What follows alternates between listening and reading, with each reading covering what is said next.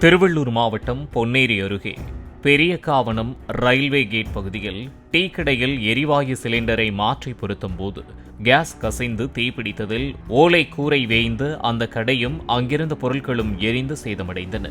தீப்பிடித்ததும் கடை உரிமையாளர் உடனடியாக வெளியே வந்ததால் லேசான காயங்களுடன் உயிர் தப்பிய நிலையில் தீயணைப்புத் துறையினர் தண்ணீரை பீய்ச்சி அடித்து தீயை கட்டுப்படுத்தினர்.